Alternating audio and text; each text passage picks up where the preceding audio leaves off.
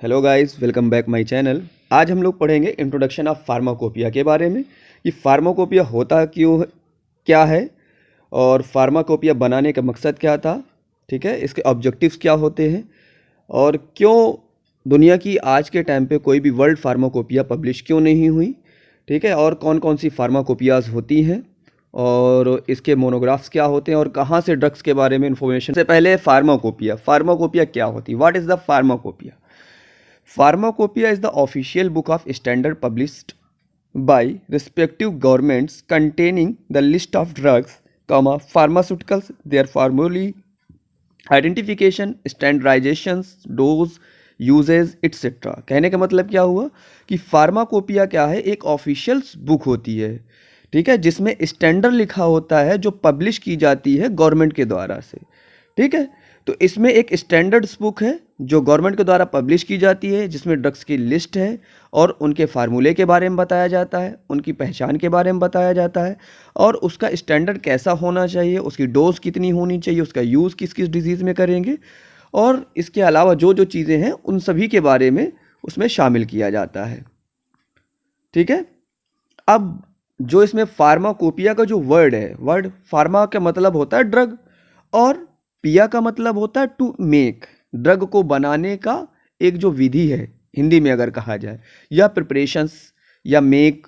ठीक है ना, तो ड्रग्स को बनाने का जो इसमें मेथड्स होते हैं, जो प्रिपरेशंस चीज़ें होती हैं, वो दो शब्दों से मिलके बना है जो कि ग्रीक टर्म्स है फार्माकोपिया।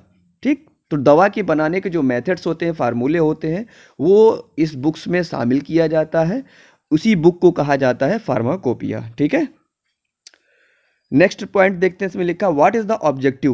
क्या ऑब्जेक्टिव था या क्या नीड था या क्या उद्देश्य था अगर पर्पस की बात करें, और क्या स्कोप था फार्माकोपिया का, क्यों बनाया गया इसको। सवाल ये उठता है क्यों बनाया गया या क्या इसका उद्देश्य था। ठीक है, pharmacopoeia are published are needed, किस लिए नीड थी, to ensure uniformity in composition of drug. Uniformity का मतलब क्या होता है, ड्रग के एक कंपोजिशन की यूनिफॉर्मिटी को मेंटेन किया जा सके। ठीक है ना, मतलब एक पैरामीटर में बनाई जा सके। ठीक है, दूसरी चीज़ क्या था, ensure purity of drug, drug की प्योरिटी को मेंटेन किया जा सके। पता चला 500 mg पैरासीटामॉल तो लिखी है लेकिन 500 mg पैरासीटामॉल है नहीं, पहली चीज़। तो दूसरी चीज़ क्या है कि जो मेडिसिन है वो प्योर नहीं है, तो प्योरिटी को मेंटेन करना भी एक बड़ा चैलेंज था, उसको ठीक रखने के लिए भी दूसरा उद्देश्य था। तीसरा, इसमें ensure potency of drug, drug की पोटेंसी के अच्छा रखना भी, ठीक है ना, इसका तीसरा उद्देश्य था इसको बनाने का। पोटेंसी समझते हो, पावरफुल। ठीक है, to study the official preparation of drug, drug की ऑफिशियल प्रिपरेशन का मतलब होता है कि एक गवर्नमेंट के द्वारा बताए हुए उस रूल्स के अकॉर्डिंग बनाने के जो मेथड्स होते हैं उसको स्टडी करना, to study official preparation of drug. ठीक, उसको स्टडी करना। पांचवा है to refer the procedure for testing of drug. ठीक है, ड्रग की जो प्रोसीजर है उसका टेस्ट करना, क्या इस विधि से ही ड्रग बनाई जा सकती है या नहीं, उसका प्रोसीजर का रेफरेंस। ठीक है ना, उसके लिए भी इसको बनाया गया है, किसको, फार्माकोपिया को। जब अगर हमें कोई भी मेडिसिन बनानी होती है तो हम क्या करते हैं, फार्माकोपिया को उठा के चेक करते हैं। ठीक, वहाँ से उसके प्रोसीजर, मेथड, सारी चीज़ों को टेस्ट करते हैं और उसके बाद मेडिसिन को उसी तरीके से बनाते हैं। फिर आगे देखते हैं, थर्ड पॉइंट इसमें लिखा why there is no world pharmacopoeia published. अच्छा, क्यों आज तक कोई भी दुनिया की एक फार्माकोपिया पब्लिश नहीं हुई, क्यों, तो उसके भी बहुत सारे रीजंस हैं। There is no single book like a world pharmacopoeia. आज के समय में दुनिया में कोई भी ऐसी बुक नहीं है जिसको ये कहा जा सके कि ये दुनिया की वर्ल्ड फार्माकोपिया है। ठीक है ना, दुनिया भर में उसी पैरामीटर से ड्रग्स खिलाए जा सके। एक दवा अमेरिका वाला भी खा सके, उसी दवा को जापान वाला भी खा सके, उसी दवा को इंडिया वाला भी खा सके, उसी दवा को अफ्रीका वाला खा सके। ऐसा कोई बुक्स नहीं बनी आज तक जिसके अकॉर्डिंग हम वो मेडिसिन को प्रिपरेशन करके बना सके। ठीक है, आगे इसमें जो पहला पॉइंट है क्यों नहीं बना सकते, पहला है pharmacopoeia is a book of standard publish by respective government. Pharmacopoeia जो बुक है वो एक स्टैंडर्ड पब्लिकेशन होती है जो कि एक पार्टिकुलर जो सरकार होती है, जैसे इंडिया में है तो इंडिया की गवर्नमेंट इसको पब्लिश करती है, इंडियन फार्माकोपिया, जिसको आईपी कहा जाता है शॉर्ट फॉर्म में। जब भी कभी देखना मेडिसिन का नाम जहाँ पर लिखा रहता है, जहाँ नीचे साल्ट लिखा रहता है उसके बाद छोटा सा लिखा रहता है, उसके आगे नाम के आगे 200 लिखा होगा, ओफ्लाक्सासिन 200 mg, और फिर डैट डैट डैश करके आईपी लिखा रहता है। उसके आगे लिखा रहेगा बीपी, बीपी का मतलब British pharmacopoeia, USP United state pharmacopoeia, ठीक है ना। तो ये शॉर्ट फॉर्म में लिखा रहता है। मतलब इसमें क्या होता है कि इसमें जो प्रोसीजर, जो मेथड, जो चीज़ों लिया गया है, या जो डोज बनाई गई, किसके अकॉर्डिंग बनाई गई है, उस देश की फार्माकोपिया के अकॉर्डिंग बनाई गई है। दूसरा इसका रीज़न क्या है, the drug are the standard which are used in different part of the world are different. कहने का मतलब जो हमने पॉइंट बताया कि अलग अलग देश में रहने वाले जो लोगों का एक स्टैंडर्ड है, या अलग अलग देशों में रहने वाले लोगों का जो इन्वायरमेंटल फैक्टर या दूसरे जो फैक्टर्स हैं, उन फैक्टर्स के बिहाव पे सबके स्टैंडर्ड पैरामीटर्स अलग अलग होते हैं। तो इस बिहाव के आधार पे कोई भी आज तक फार्माकोपिया नहीं बनाई जा सकी जिससे कि सारे लोगों के पैरामीटर एक सेम थिंग्स में हो, ठीक है ना। तो इसलिए ये आज तक कोई भी वर्ल्ड फार्माकोपिया पब्लिश नहीं हुई, ठीक। हर देश की इसीलिए अपनी एक फार्माकोपिया होती है मोस्टली, ठीक। आगे चलो फिर चौथा पॉइंट है इसमें, give the list of official और standard books pharmacopoeias published by WHO। कह रहा है उन फार्माकोपिया या स्टैंडर्ड बुक्स की पब्लिश हुई हैं किसके द्वारा, जो WHO ने, वर्ल्ड हेल्थ ऑर्गेनाइजेशन ने जो पब्लिश करी है जिनको, उनकी कुछ ये बुक्स के नाम है, इसमें लिस्टिंग है ये।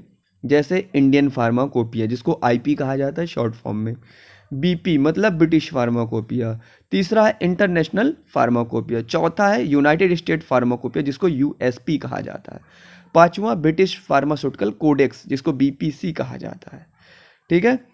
छठा है नेशनल फार्मूलरी जिसको एनएफ कहा जाता है, सातवां है मर्क इंडेक्स, आठवां यूरोपियन फार्माकोपिया। तो ये कुछ 8 हैं जिनको WHO ने पब्लिश किया उन स्टैंडर्ड्स के हिसाब से, जो उस पार्टिकुलर रीजन में या पार्टिकुलर कंट्री में रहने वाले लोगों के हिसाब से उसमें मेथड लिखे थे उन ड्रग्स को बनाने के लिए, ठीक है। नेक्स्ट पॉइंट देखते हैं इसमें, 5वां number, what are the content of pharmacopoeia defined the monograph. कहने का मतलब क्या हुआ, उन फार्माकोपिया की बुक्स के अंदर क्या कंटेंट होता है, क्या चीज़ें होती हैं उसमें, ठीक है, कैसे वो चीज़ें लिखी होती हैं। जब भी कोई बुक्स खोलते हो तो उसके बाद उसमें लिखा रहता है कंटेंट, उसके बाद नीचे उसमें रहता है ये टॉपिक, ये टॉपिक, ये टॉपिक, उस टॉपिक के अंदर क्या क्या है, उस टॉपिक के अंदर, दूसरे टॉपिक के अंदर, तीसरे के अंदर क्या क्या है। तो ऐसे ही फार्माकोपिया के जो बुक होती है उसके अंदर कंटेंट क्या होते हैं और उनके मोनोग्राफ्स के बारे में बताना है हमें। तो लिखा हुआ है इंडियन फार्माकोपिया कंटेन्स, क्या कंटेंट करती है, मोनोग्राफ और अपेंडिस, क्या करती है, अपेंडिसिस, ठीक है। तो मोनोग्राफ के अंदर मेन टाइटल, जैसे टाइटल का नाम, ठीक है ना। दूसरा फिर सेनोनिम्स, फिर केमिकल फार्मूला, फिर कैटेगरी, फिर डोज, फिर डिस्क्रिप्शंस, फिर सॉल्युबिलिटी, फिर स्टैंडर्ड, फिर आइडेंटिफिकेशन, फिर टेस्ट ऑफ प्योरिटी, ठीक है ना। जैसे पार्टिकुलर कोई भी दवा के बारे में देख रहा हो, पैरासीटामॉल, तो टाइटल क्या होगा, पैरासीटामॉल, फिर उसका सिनोनिम्स, उसको क्या कहा जाता है, फिर उसका केमिकल फार्मूला, उसकी कैटेगरी, कैटेगरी मतलब किस कैटेगरी में आती है, दर्द निवारक वाली, एनाल्जेसिक है, एंटीपायरेटिक, तो उसकी कैटेगरी, डोज कितनी कितनी डोज होती है, बच्चे के लिए, अडल्ट के लिए कहा जाए, और क्या नाम है, एल्डर पेशेंट्स के लिए, या प्रेग्नेंट वोमेन के लिए, या नॉर्मल वोमेन के लिए, ठीक है ना। तो अलग अलग कैटेगरी वाइज होगा। फिर डिस्क्रिप्शन होगा, सॉल्युबिलिटी का मतलब किसके साथ घुलनशील है, किसके साथ घुलनशील नहीं है अगर कहा जाए हिंदी में। स्टैंडर्ड्स, क्या इसका स्टैंडर्ड होगा, तो वो सारे के सारे मोनोग्राफ्स में ये आ जाता है। फिर अपेंडिसिस आ जाता है उसके अंदर, बी पार्ट जो होता है कंटेंट्स में। अब बात आती है मोनोग्राफ क्या होता है, मोनोग्राफ क्या होता है, ठीक है। मोनोग्राफ क्या मतलब होता है, it mean detail the study of drug with reference to title. इसका मतलब ये होता है कि जहाँ पर हम लोग ड्रग की स्टडी करते हैं उनके रेफरेंस के आधार पे उस टाइटल की, ठीक है ना।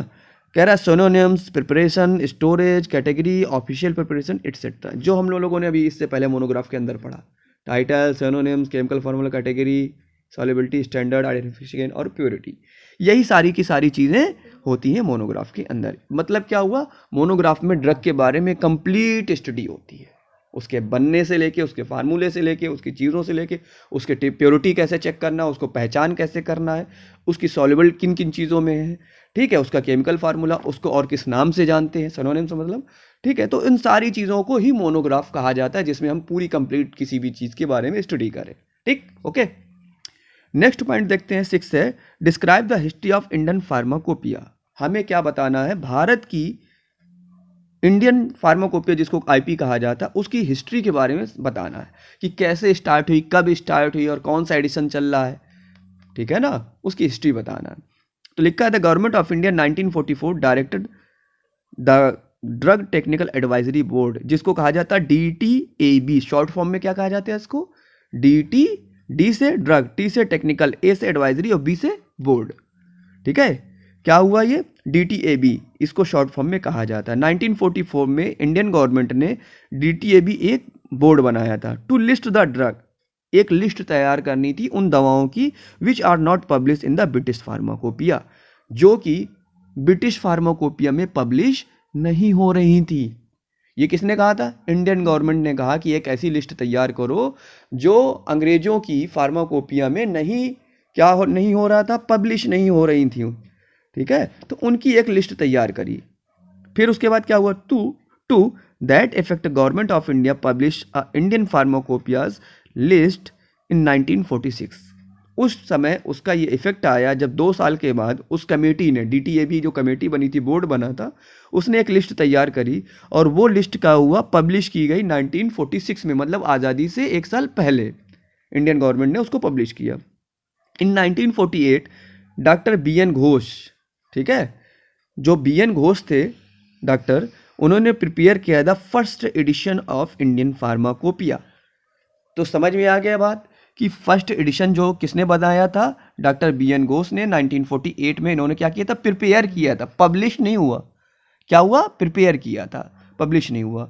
तो the first edition of pharmacopoeias was publish in 1955 and was in Latin. कब पब्लिश हुआ, 1955 में, जो कि लैटिन भाषा में लिखा हुआ था, ठीक है। आगे, second edition of IP was publish in 1966। Second edition जो आया इंडियन फार्माकोपिया का, वो कब पब्लिश हुआ था, 1966 में। 65 में आया था, 66 में पब्लिश हुआ था। Second edition of IP was prepare under the chairmanship of doctor Mukherjee and it's supplementary was publish in 1975। अगर बात कही जाए कि किसने तैयार कराया था, कौन चेयरमैन था, इसका प्रेसिडेंट कौन था उस DTAB कमेटी का, टेक्निकल एडवाइजरी बोर्ड का, तो उस टाइम पे डॉक्टर मुखर्जी जो थे वो उसके चेयरमैन थे और उन्हीं के अंडर पे 1975 का सप्लीमेंट्री का मतलब ये होता है, जैसे 1966 में सेकेंड एडिशन आया, तो उस सेकेंड एडिशन में इन 10 सालों में 66 से लेके 75, मतलब 4 और 5 9 सालों के दौरान कोई नई मेडिकल रिसर्च हुई, कोई नई दवा आई, कुछ ऑलरेडी जो मेडिकल दवाइयाँ चल रही हैं अगर उनमें कोई चेंजमेंट हुआ, ठीक है ना, कुछ बंद हुई, कुछ नई आई और शायद उनमें कुछ में मॉडिफिकेशन हुआ उनके केमिकल स्ट्रक्चर्स में, या उनमें कोई दूसरा कंपोजिशन के साथ में आया, तो वो सारी चीज़ें किस में शामिल की जाती थी, सप्लीमेंट्री बुक में। समझ में आ रही है ना बात। तो वो सारी चीज़ें सप्लीमेंट्री में डाल के और फिर से उसको एक बार पब्लिश किया जाता था। 1975 में ये सेकेंड टाइम पब्लिश किया था डॉक्टर मुखर्जी के अंडर में, जब वो चेयरमैन थे, ठीक। Third edition of IP was publish in 1985। The third edition of IP was publish in 2 volume. जो 1985 का थर्ड एडिशन था उसको 2 वॉल्यूम में पब्लिश किया गया था। वॉल्यूम का मतलब पार्ट 1 और पार्ट 2। समझ में आ गई ना बात, एक चीज़ के 2 भाग कर दिए गए, ठीक है ना। तो जो थर्ड एडिशन था उसको 2 वॉल्यूम में पब्लिश किया गया, जिसका नेम वॉल्यूम 1 एंड वॉल्यूम 2, जिसका नाम क्या था, वॉल्यूम 1 एंड वॉल्यूम 2 था। The fourth edition was publish in 1996। जो चौथा एडिशन था वो कब पब्लिश हुआ, 1996 में। The supplement to IP 85 were publish in 1989 and in 1991। कह रहा इसका जो आपका चौथा एडिशन था 1996 में पब्लिश हुआ था, ठीक है ना, तो उसका सप्लीमेंट IP 85 वर पब्लिश इन 89, ठीक है ना। चौथा एडिशन 1996 में आया था, लेकिन जो थर्ड एडिशन था 1985 में आया था, उसका सप्लीमेंट 1985 से में नहीं आ गया था, हाँ सॉरी, 1985 में उसका सप्लीमेंट आ गया था, लेकिन पब्लिश हुआ था 1989 में एंड 1991 में। मतलब 3 बार वो कुल मिला के आया, 2 बार पब्लिश हुआ, 1 बार वो रहा उसी टाइम में। 85 में पब्लिश हुआ था उसका मेन एडिशन तीसरे का, लेकिन 85 में उसका सप्लीमेंट भी आया था, लेकिन पब्लिश हुआ 89 और 91 में। ठीक है ना। तो इसमें जो है 4 एडिशन के बारे में बताया गया है, किसके, आईपी के, इंडियन फार्माकोपिया के। ओके, तो अब चलते हैं आगे। Give the silent feature of IP 66। 66 का मतलब 1966 कौन सा एडिशन था, सेकेंड एडिशन था, उसके बारे में कुछ फीचर बताने हैं, साइलेंट फीचर्स। कह रहा है title of monograph have been change from Latin to English. जो 66 वाला इंडियन फार्माकोपिया था 1966 का, तो उसमें क्या चेंजेस आए थे, उसमें जो लैटिन भाषा से लिखा गया था पहला एडिशन, उसको लैटिन भाषा से चेंज करके इंग्लिश में कन्वर्ट कर दिया गया था, जो 66 वाला। Doses are express in metric system, और मैट्रिक सिस्टम में उसको अपडेट किया गया। तीसरा, solubility is express in part of solvent. Solubility को कहाँ पर एक्सप्रेस किया गया था, जहाँ पर सॉल्वेंट होते थे। सॉल्वेंट का मतलब उन चीज़ों में जिसमें दवा को आपको डिजॉल्व करके बताना है कि ये इन चीज़ों के साथ घुलती है कि नहीं घुलती है। चौथी चीज़ क्या हुई इसमें, the method of preparation of drug have been given immediately after the monograph. जो दवा बनाने का तरीका है वो क्या किया गया, मोनोग्राफ के तुरंत बाद दिया गया। ठीक है। पांचवा क्या चेंजेस आया, new analytical techniques have been introduce. नई नई जो उस टाइम पे उस जमाने के हिसाब से टेक्निक्स थी जांचने के लिए, उसकी प्योरिटी को या उसके आइडेंटिफिकेशन को, टेस्टिंग के लिए, उन टेक्निक्स को भी उसमें शामिल किया गया। जगह the test of sterility has been modified, और उसके स्टेरिलिटी को चेक करने के लिए जो टेस्ट थे उनको भी चेंज किया जा चुका था, बदला जा चुका था। ठीक है। तो वो सारी चीज़ें चेंजमेंट हुई थी 1966 में, इसीलिए इसमें साइलेंट फीचर करके अलग से पूछा हुआ है। अब ऐसा ही करके उन्होंने 1985 में जो थर्ड एडिशन आया था उसके साइलेंट फीचर पूछे उन्होंने, क्या चेंजेस आए इसमें, क्या आए थे। पहला इसमें लिखा है the new analytical technique such as a flame photometry fluorometry are introduce. 1985 वाले जो थर्ड एडिशन था उसमें ये 2 टेक्निक्स थी, फ्लेम फोटोमेट्री और फ्लोरोमेट्री। ये एनालिसिस की टेक्निक्स हैं, किसी भी दवा में कितने % कौन सा कंपाउंड है, क्या क्या है, उनको चेक करने के लिए ये टेक्निक्स यूज में लाई जाती हैं। ठीक है ना। दूसरा है dissolution test. Dissolution test has been introduce in case of certain tablet. हमें किसी भी जब मेडिसिन होती है, टैबलेट है या कैप्सूल्स है, उनका हमें सॉल्यूशन फॉर्म में कन्वर्ट होने का जो टाइम हो, हमें वो चेक करने के लिए भी कुछ मशीनें, कुछ टेस्ट उस टाइम पे आ चुके थे, उनको भी उसमें शामिल किया गया था। Disintegration test, disintegration test for tablet have been modified. Disintegration जो वो पार्ट होता है जब भी कोई भी टैबलेट अपन स्वालो करते हैं, उसके बाद वो स्टमक के रीजन में जाती है और फिर एक बड़ी टैबलेट से छोटे छोटे पार्टिकल्स में टूटती है। तो वो जो पीरियड होता है उसके भी टेस्ट जो आ चुके थे उनको भी शामिल किया जा चुका था और चेंज किया जा चुका था। Pyrogen test is also modified. Pyrogen test वो टेस्ट होता है जब भी क्या नाम है, आपके इंजेक्शंस बनाते थे तो स्टेरिलिटी को मतलब जिसमें माइक्रो ऑर्गेनिज्म फ्री होना चाहिए, किसी भी पार्टिकल्स को, किसी भी टैबलेट्स को, किसी भी कैप्सूल को, किसी भी इंजेक्शन को। तो ये पायरोजन टेस्ट किसके लिए था, आपका इंजेक्शंस के लिए था। तो पायरोजन टेस्ट को मॉडिफाई किया गया मोस्टली। पायरोजन होता क्या, ऑलरेडी पायरोजन एक पार्टिकल्स होता, माइक्रो ऑर्गेनिजम्स की डेड बॉडीज होती हैं ऐसा समझ लो। तो उनको टेस्ट किया जाता था कि इंजेक्शंस के वॉल्यूम में, इंजेक्शन के लिक्विड में कहीं पायरोजन्स बॉडीज तो नहीं है, तो उनको भी मॉडिफाइड किया जा चुका था। Some drug have been renamed, कुछ ड्रग्स के नाम बदले जा चुके थे, जैसे कि सैलिसाइलिक एसिड से एस्पिरिन कर दिया गया। Certain drug are omitted and some drug are newly added, कुछ ड्रग को हटाया गया और कुछ को न्यू ऐड किया गया। Test for determination of viscosity has been modified, जो किसी भी चीज़ की विस्कोसिटी थी, विस्कोसिटी टेस्ट जो था उसमें उसको मॉडिफाइड किया गया। Many new broad spectrum antibiotics are included, बहुत सारी जो ब्रॉड स्पेक्ट्रम एंटीबायोटिक्स थी उनको भी उसमें शामिल किया गया। Microbial test limit are prescribe for certain type of oral liquid and pharmaceutical aids, बहुत सारे माइक्रोबियल जो लिमिट्स थे उनको भी प्रिस्क्राइब किया गया एक ओरल लिक्विड फार्मास्यूटिकल एड्स के साथ में। IUPAC system nomenclature of organic compound has been use, उस टाइम पे IUPAC नाम जो होते थे उनके जो केमिकल्स नेम्स होते थे उनको भी उसमें शामिल किया गया। तो ये इतने सारे उसमें फीचर थे, इतने सारे चेंजमेंट आए थे किसमें, थर्ड एडिशन के टाइम पे। ठीक है, ये 10 कम से कम चेंजमेंट आए थे। अब नेक्स्ट देखते हैं 9 नंबर में लिखा है right a note on national formulary of India. जब अभी अपन ने देखा था उसमें WHO ने क्या क्या चीज़ें पब्लिश करता है एक प्रिस्क्राइब मैनर में जिसमें ड्रग की इन्फॉर्मेशन रहती है, तो वो चीज़ क्या हुई उसमें कि अब नेशनल फार्मूलरी जो एक बहुत इंपॉर्टेंट डॉक्यूमेंट्स कह सकते हो होता है जिसमें ड्रग से रिलेटेड इन्फॉर्मेशंस होती हैं। ठीक है, तो क्या होता है इसमें लिखा है national formulary of India was publish for the guidance of medical practitioner, medical student, pharmacist in hospital and sales department. जो नेशनल फार्मूलरी होती है इंडिया की वो पब्लिश करी गई किसके अंडर में, गाइडेंस में, जो प्रैक्टिस कर रहे हैं medical student, pharmacist and hospital ये और सेल्स के डिपार्टमेंट के जरिए से। ठीक है ना, कहाँ पर, हॉस्पिटल में और सेल्स डिपार्टमेंट में। The first edition of national फार्मूलरी was publish in 1960। Bharat का सबसे पहला राष्ट्रीय फार्मूलरी जो था वो 1960 में पब्लिश हुआ था। गवर्नमेंट ऑफ इंडिया ने मिनिस्ट्री ऑफ हेल्थ के अंडर, स्वास्थ्य मंत्रालय के अंदर इसको पब्लिश किया गया था। सेकेंड एडिशन कब पब्लिश हुआ, 1966 में, जब आपका किसका, फार्माकोपिया का भी सेकेंड एडिशन 1966 में आया था। ठीक है, डॉक्टर BB यूथ के चेयरमैनशिप में। थर्ड एडिशन कब पब्लिश हुआ, 1979 में, उसका थर्ड एडिशन फार्माकोपिया का 1985 में था। चेयरमैनशिप कौन था इसमें, डॉक्टर VKL थे।